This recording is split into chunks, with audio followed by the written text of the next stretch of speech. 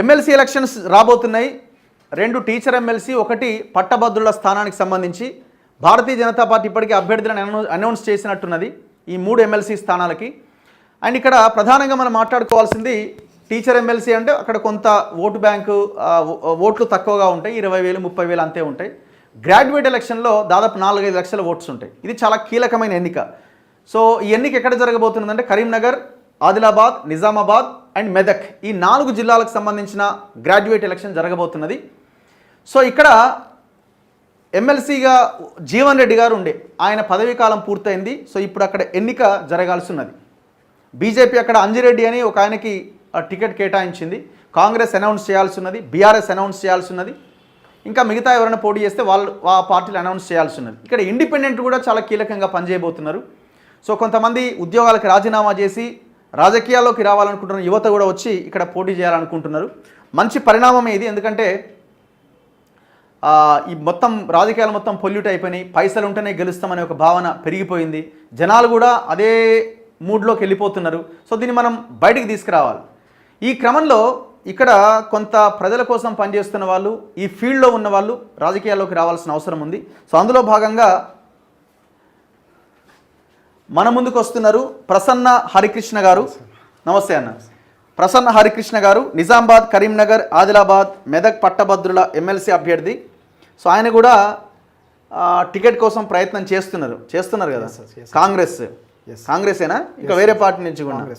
Congress party ticket కోసం ఆయన ప్రయత్నం చేస్తున్నారు. ఒక బీసీ అభ్యర్థి ఆయన కూడా మనం గట్టిగా చెప్పొచ్చు. మరి టికెట్ వస్తుందా రాదా అన్నది చూడాలి. సో ఆయన తన ఉద్యోగానికి రాజీనామా చేసి ఎన్నో కార్యక్రమాలు చేస్తూ ఈ స్థానం నుంచి ఆయన పోటీ చేయబోతున్నారు. పట్టభద్రుల కోసం పదవీ త్యాగం, అసిస్టెంట్ ప్రొఫెసర్ ఉద్యోగానికి రాజీనామా, 19 ఏళ్ల సర్వీస్కు త్యాగం. పట్టభద్రుల ఎమ్మెల్సీ అభ్యర్థి ప్రసన్న హరికృష్ణ. సో ఒకవేళ టికెట్ రాకపోయినా పోటీ చేసుడే కదా. ఎస్ అన్న. సో ఒకవేళ టికెట్ కోసం ప్రయత్నం చేస్తున్నారు. ఆయన ఐడియాలజీకి దగ్గరగా ఉన్న పార్టీకి ఆయన కాంగ్రెస్ పార్టీని ఎంచుకున్నారు. సో పార్టీ నుంచి ఏమైనా టికెట్ వచ్చే అవకాశం ఉంటే టికెట్ వస్తే సంతోషం, నేను గెలవగలుగుతా అని చెప్తున్నారు. ఒకవేళ మరి పార్టీ ఈక్వేషన్స్లో భాగంగా, ఎందుకంటే అక్కడ కూడా చాలా పెద్ద పెద్ద తలకాయలు పోటీ పడుతున్నాయి. ఒక పెద్ద విద్యా సంస్థలకు సంబంధించిన యజమాని కూడా ఆయన పోటీ పడుతున్నాడు. అందరినీ ఆయన డీల్ సెట్ చేస్తున్నాడట. మరి అది ఎంతవరకు వస్తుంది ఏంటి అన్నది తెలియదు. అల్టిమేట్గా ఇటు బీజేపీ కూడా చాలా పెద్ద ఫైనాన్షియల్ ఇదున్న, ఆర్థికంగా బలంగా ఉన్న లీడర్కి టికెట్ ఇచ్చింది. మరి వాళ్ళకి అంత పైసలు ఉన్న ఆయనకి ఇచ్చినాడు, మనం కూడా అన్ని పైసలు ఉన్న ఆయనకి ఇవ్వాలని ఆలోచన కాంగ్రెస్ చేస్తుందా, లేకపోతే లేదు ప్రజల్లో ఉండే వ్యక్తికి, బలహీన వర్గాలకు చెందిన వ్యక్తికి టికెట్ ఇస్తుందా అన్నది చూడాలి ఏం చేస్తారన్నది. సో వాళ్ళైతే ఒక 4 పేర్లు ఏదో లిస్ట్ అయితే పంపినట్టున్నారు. సో ఆ లిస్ట్లో ప్రసన్న హరికృష్ణ గారి పేరు కూడా ఉందట మనకు తెలిసిన సోర్స్ ప్రకారంగా. సో మాట్లాడదాం. నమస్తే అన్న. నమస్తే అన్న. యా. సో తరగతి గది నుంచి ప్రజాక్షేత్రంలోకి ఎక్కడ పనిచేశారు మీరు?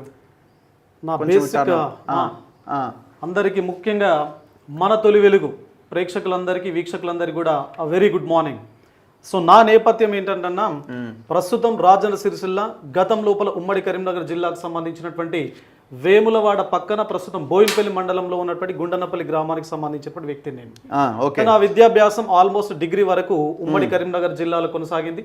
సో పీజీ ఉస్మానియా యూనివర్సిటీ లోపల జరిగిన తర్వాత ఒక ప్రైవేట్ ఉద్యోగిగా నా యొక్క జీవన ప్రస్థానం గజ్వేల్ లోపల స్టార్ట్ అయిన దరిమిల 2006 లోపల జూనియర్ లెక్చరర్స్ నోటిఫికేషన్ వచ్చిన తర్వాత సో దానికి నేను అపియర్ అవ్వడం జరిగింది. సో అపియర్ అయిన తర్వాత I was one of the state toppers in that exam.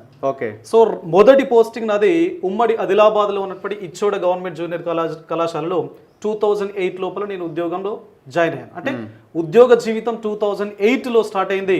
2013 లోపల నేను అసిస్టెంట్ ప్రొఫెసర్గా ప్రమోషన్ తీసుకున్నాను. అంటే ఈ ఉమ్మడి 4 జిల్లాలకు సంబంధించి 3 జిల్లాలతో నా ఉద్యోగ ప్రస్థానం అనేది, ఆ నేపథ్యాన్ని, ఆ అనుభవాన్ని 3 జిల్లాలతో కలిగి ఉన్నది. నేను కరీంనగర్ బేసిక్గా కరీంనగర్ జిల్లాకు సంబంధించిన వ్యక్తిని. అక్కడ చదువుకున్నాను, అక్కడ పెరిగాను, అక్కడ ఉద్యోగం కూడా చేశాను. అండ్ నా ఉద్యోగ జీవితంలో 16 సంవత్సరాలకు సంబంధించి 8 సంవత్సరాలు, 3 సంవత్సరాలు జైలుగా, ఒక 5 సంవత్సరాలు అసిస్టెంట్ ప్రొఫెసర్గా ఆదిలాబాద్ జిల్లా లోపల నేను ఉద్యోగ బాధ్యతలు నిర్వర్తించాను. ఓకే. అండ్ ఒక 2 సంవత్సరాలు 2022 నుంచి 24 వరకు గజ్వేల్ లోపల. ఓకే. వాస్తవానికి పీజీ పూర్తయిన తర్వాత నా మొదటి ఉద్యోగ జీవితం ప్రారంభమైంది ప్రైవేట్ ఉద్యోగిగా గజ్వేల్. నా చివరి ఉద్యోగ జీవితం టీచింగ్ కెరియర్కు సంబంధించి ముగిసింది కూడా గజ్వేల్ లోపల. సో ఇలా నా ప్రస్థానం అనేది ఉద్యోగ జీవితానికి సంబంధించి ఉందన్న. సో ఎందుకు మరి రిజైన్ చేశారు? వై? ఎందుకు అంటే ఇప్పుడు మీరు మీ టార్గెట్ ఎమ్మెల్సీ కావడమా? ఓకే. అంటే టార్గెట్ ఎమ్మెల్సీ కాదంటే గ్రాడ్యుయేట్ ఎమ్మెల్సీ కావడం. ఓకే. బికాస్ మీకు తెలియంది కాదు, మనకు according to article 169 of Indian constitution, so that says about the creation of legislative council in a particular state. అంటే ఒక రాష్ట్రం లోపల, అంటే భారతదేశం లోపల ప్రస్తుతం 6 రాష్ట్రాల లోపల ఈ శాసన మండలి వ్యవస్థ అనేది ఉన్నది.